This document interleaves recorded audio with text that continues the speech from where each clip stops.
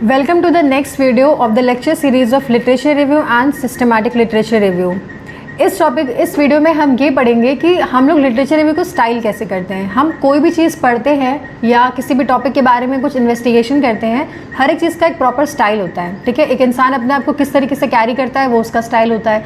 हम अपने टॉपिक को किस तरीके से प्रेजेंट कर रहे हैं वो उसका स्टाइल होता है। सेम वे लिटरेचर रिव्यू को किस तरीके से प्रेजेंट करना है, कैसा उसका फ्रेमवर्क रहेगा, कैसी उसकी आउटलाइन रहेगी, उसका भी एक स्ट्रक्चर होता है, उसका भी एक स्टाइलिंग होती है। हम उस पूरे टॉपिक को 6 मेन पॉइंट्स में पढ़ेंगे। Number 1 point is structure and organisation. इसके अंडर हमारे 3 मेन पॉइंट्स हैं, purpose, scope and organisation. Now purpose में क्या है? पर्पस में हमें ये पता करना है कि लिटरेचर रिव्यू का मेन पर्पस क्या है, आप क्यों करना चाहते हो, क्यों आपका कैसा टॉपिक है और उसके लिए पर्टिकुलर क्या आपको रेलिवेंट लिटरेचर रिव्यू करना होगा। सेकंड है आपका स्कोप। पर्टिकुलर टॉपिक के बारे में अगर आपको लिटरेचर रिव्यू करना है, आपको स्कोप जानना बहुत ज़रूरी है। आपका स्कोप पर्टिकुलर है, जनरल है, स्पेसिफिक है, ये पता होना बहुत ज़रूरी है आपको जब भी आप लिटरेचर रिव्यू को स्टाइल करने जाते हो।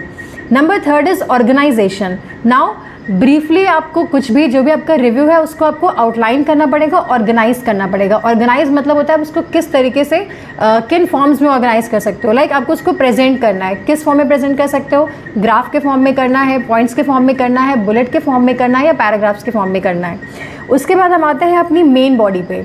मेन बॉडी मतलब जो आपका डिस्क्रिप्शन पार्ट होगा, जिसमें सबसे पहला होता है आपका थीमेटिक, सब टॉपिक, ऑर्गेनाइजेशन। यहाँ हम अपने लिटरेचर रिव्यू को ग्रुपिंग में डालते हैं। जैसे कि हमें पता है कि पर्टिकुलर कुछ लिटरेचर रिव्यू मेथोडोलॉजी के बारे में बात कर रहे हैं, तो सारी मेथोडोलॉजी वाले एक तरफ कर लिया। उसके बाद कुछ ऐसे होंगे जो कॉन्सेप्ट्स या थीम्स के बारे में बात कर रहे होंगे, उनको हमें एक जगह ग्रुप कर लेना है। सेम वे जो भी आपके पास नई थीम आती जाएगी, आपको उसके हिसाब से उनकी ग्रुपिंग करनी है। इसमें सेकंड पॉइंट है क्रोनोलॉजिकल ऑर्गेनाइजेशन। नाम से पता चल रहा है जो भी आपके लिटरेचर रिव्यू है, जो भी पॉइंट्स में आपको उसको क्रोनोलॉजी में वो करना है, स्टेप वाइज सीक्वेंस में बनाना है। क्रोनोलॉजी भी हमारी बहुत तरीके की होती है, नेम वाइज होती है, डेट वाइज होती है, ईयर वाइज होती है। अब आपके ऊपर डिपेंड करता है आपको उसको किस तरीके से अरेंज करना है। लाइक आपने सबसे पुराने वाले लिटरेचर को पहले रखा हुआ है, यानी जो बहुत बैक डेट्स के हैं, और सबसे रीसेंट लिटरेचर को आपने सबसे लास्ट में रखा हुआ है। This is also a type of a chronological organisation. Third is methodological organisation. अब आपको यहाँ पर मेथोडोलॉजी के हिसाब से ऑर्गेनाइजेशन करना है। जैसे कि आपने पहले में पढ़ा कि एक पर्टिकुलर लिटरेचर रिव्यू में रिग्रेशन लगा हुआ है, तो जितने भी रिग्रेशन वाले होंगे सारे एक तरफ कर लिए। और दूसरे में आपने देखा कि इसमें स्टैटिस्टिकल टूल्स लगे हुए हैं या फिर कुछ एवरेजेस लगे हैं या कोई और मॉडल लगा हुआ है, तो मॉडल वाले आपने एक तरफ कर लिए। आपको यहाँ पर मेथोडोलॉजी के बेस पे जब हम लिटरेचर रिव्यू को ऑर्गेनाइज करते हैं तो वो इस पॉइंट में आता है। थर्ड आपका है कंक्लूजन। यहाँ पर आपको क्या करना है, जो भी कंसर्न लिटरेचर रिव्यू है उसकी आपको समरी बनानी है, गैप्स एंड फ्यूचर रिसर्च को डिस्कस करना है और अगली रिसर्च से लिंक उसका जनरेट करना है। बात करते हैं समरी की। समरी मतलब आपने पर्टिकुलर लिटरेचर रिव्यू को जो भी पढ़ा है उसका एक कंसाइज या प्रिसाइज फॉर्म में आपको उसको एक पैरा में नोट कर लीजिए, ताकि वो आपके कॉन्ट्रीब्यूशन को और रिफ्लेक्ट करेगा। गैप्स एंड फ्यूचर रिसर्च की बात करें, गैप्स मतलब लैक्यूना भी होता है। पर्टिकुलर टॉपिक में जो भी आप रिसर्च करने जा रहे हो उसके लिए ऑलरेडी एग्जिस्टिंग लिटरेचर है, वहाँ पर ऑलरेडी वर्क हो चुका है, तो आप क्या करोगे उस पर्टिकुलर टॉपिक पे, आपका क्या नया कंट्रीब्यूशन रहेगा, वो हम डिस्कस करते हैं गैप्स में या फ्यूचर रिसर्च में। कोई भी रिसर्चर जब लिटरेचर रिव्यू करता है तो उसमें गैप फाइंड करना बहुत इंपॉर्टेंट है, और किस तरीके से आपका जो लिटरेचर रिव्यू है, आपका जो वर्क है, वो आगे दूसरे रिसर्चर को किस तरीके से हेल्प कर सकता है, वो भी उसमें मेंशन करते हैं। फिर है आपका लिंक टू रिसर्च। अब जो भी आपने लिटरेचर रिव्यू किया है उसको हम अगले रिसर्च से कैसे लिंक कर सकते हैं। बहुत सारे तरीके होते हैं लिंक करने का। आप मेथोडोलॉजी से लिंक कर सकते हो, आपने कोई इन टर्म्स ऑफ एनालाइजिंग में अगर आपने कुछ डिफरेंस देखा है या कोई गैप फाइंड किया है, आप उससे लिंक कर सकते हो, और then can be any other ways also. Then second point is your writing style. Writing style के अंदर हम लोग 3 मेजर पॉइंट्स डिस्कस करेंगे। पहला है आपका एकेडमिक टोन। एकेडमिक टोन बहुत इंपॉर्टेंट है कि आप जो भी लिटरेचर रिव्यू कर रहे हो वो इनफॉर्मल में है, ये वो फॉर्मल राइटिंग है कि क्या है। तो आपको जनरली जो होता है हम फॉर्मल राइटिंग्स में करते हैं, because it is a very academic and professional writing, so आपको फॉर्मल वे में ही यूज़ करना चाहिए। कोलॉक्यूअल लैंग्वेज नहीं यूज़ करने चाहिए। इसका मतलब कोई बहुत हाई फाई वर्ड्स जो होते हैं, बहुत फैंसी वर्ड्स होते हैं, उनका इस्तेमाल नहीं करना चाहिए। हमें एक प्रॉपर सिंपल लैंग्वेजेस में लिखना चाहिए। आप वर्ड्स अच्छे इस्तेमाल करो पर फैंसी वर्ड्स नहीं होने चाहिए, जार्गन्स नहीं यूज़ करने चाहिए।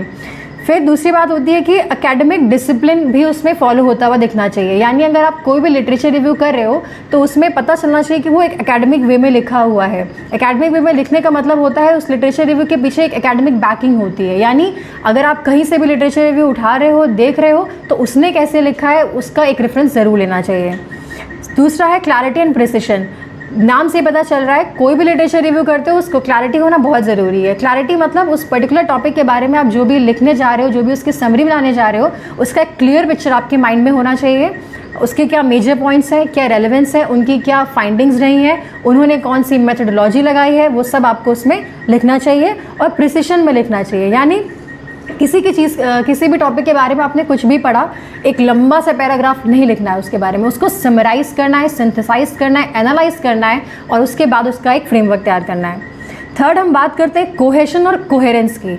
नाउ इसका मतलब क्या होता है? इसका सिंपल सा मतलब होता है कि एडिशनल कौन सी चीज़ें आप लिंक कर सकते हो उसमें। ठीक है, सबसे पहला लॉजिकल फ्लो, यानी अगर आप एक लिटरेचर रिव्यू दूसरे लिटरेचर रिव्यू से अगर लिंक करने की हम कोशिश करें तो एक फ्लो दिखना चाहिए उसमें। जैसे कि अगर आपका topic gender and equality in India है तो आपको पता होना चाहिए जो आपका पहला लिटरेचर रिव्यू है वो आपके दूसरे लिटरेचर रिव्यू से एक प्रॉपर लिंक मेंटेन करना चाहिए। ये नहीं कि आप जेंडर एंड इक्वालिटी की बात करते करते आप एम्प्लॉयमेंट पे आ गए या फिर आप पॉवर्टी पे आ गए, मतलब आप डाइवर्ट नहीं हो गए अपने थीम से या पर्टिकुलर जो भी टॉपिक है आपका।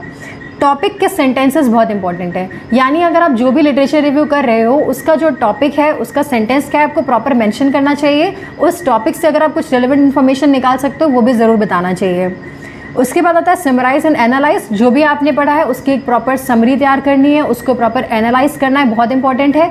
और क्योंकि हम जितने भी पॉइंट्स लिखते हैं एक प्रॉपर एनालिसिस के बाद ही लिख सकते हैं रिसर्च एनालिसिस में, तो लिटरेचर रिव्यू का एक बहुत इंपॉर्टेंट पॉइंट है समराइजेशन एंड एनालाइजेशन।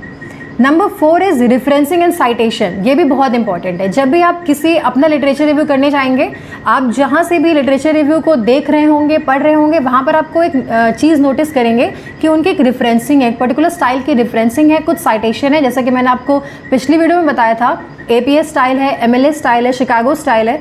आप उनके पर्टिकुलर रेफरेंसिंग स्टाइल को देखिए, साइटेशंस को देखिए और उसको फॉलो करने की कोशिश करिए। और एक और चीज़ ध्यान में रखनी है, आप जो भी स्टाइल फॉलो करोगे आपको start to end same style को फॉलो करना चाहिए। उसके बाद हमारा आता है पैराफ्रेजिंग एंड कोटेशंस। नाउ अगर आपने कोई कोटेशन कहीं से भी उठाया हुआ है, कहीं से आपने लिया हुआ है, आपको उसको पैराफ्रेज कैसे करना है, मतलब अपने वर्ड्स में किसी पर्टिकुलर इंसान के वर्ड को आपको किस तरह लिखना है वो पता होना चाहिए। कोई भी चीज़ आप उसमें करते हो, कोई कोटेशन है, कोई सोर्स है, उसको ज़रूर मेंशन करिए। उसके बाद हमारी फॉर्मेटिंग की बात आती है। फॉर्मेटिंग बहुत इंपॉर्टेंट है। हर एक थीसिस में लिटरेचर रिव्यू होता है, उसकी प्रॉपर फॉर्मेटिंग होती है, जिसमें सबसे पहले आपका आता है हेडिंग्स एंड सब हेडिंग्स। ठीक है, तो जो भी हेडिंग्स हैं हमारी, जो भी सब हेडिंग्स हैं उसको प्रॉपर तरीके से नोट करिए, ध्यान में रखिए कि हमारी हेडिंग्स क्या आती हैं, सब हेडिंग्स क्या आती हैं। लिस्ट और टेबल की बात आती है जो कि आप अपेंडिक्स में भी मेंशन कर सकते हो, अपने इंडेक्स में ज़रूर मेंशन करेंगे।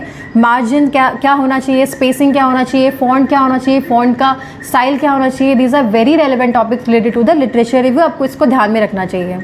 उसके बाद हमारा लास्ट पॉइंट है proof reading and revision. Proof reading में हम क्या करते हैं, कोई भी लिटरेचर रिव्यू है उसमें कुछ ग्रामेटिकल एरर्स हो सकते हैं, उनके कुछ टाइपोज हो सकते हैं, उनको कैसे आप करेक्ट कर सकते हो। आपको ज़रूरी नहीं आपने जहाँ से भी कुछ भी लिटरेचर रिव्यू देखा हुआ है आप उसको डायरेक्टली एज इट इज़ नहीं लिख सकते। आपको उसमें ज़रूर एक बार चेक करना चाहिए कि क्या इसमें कोई ग्रामेटिकल एरर है, कुछ ऐसा एरर ऑफ ओमिशन है, या फिर आपको लगता है कि कुछ टाइपो हो गया है या कुछ इनकन्सिस्टेंसी है। तो उन सभी चीज़ों को करेक्ट करते हुए आपको अपनी लिटरेचर रिव्यू की तरफ बढ़ना है और मल्टीपल रिविजन्स करने हैं। कोई भी लिटरेचर रिव्यू अगर आप पढ़ रहे हो तो बिना रिवीजन के वो फाइनल आप नहीं कर सकते, आपको रिवीजन करना चाहिए। समराइज करो, एनालाइज करो, अपने पॉइंट ऑफ व्यू पे उसके पॉइंटर्स बनाइए, एक समरी तैयार करिए, फिर जो लिटरेचर रिव्यू है तब उसका एक फाइनल स्टाइलिंग होती है।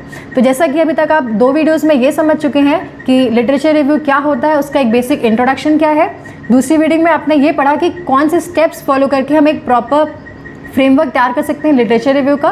थर्ड वीडियो में आपने ये समझा कि किस तरीके से लिटरेचर रिव्यू की एक स्टाइलिंग होती है।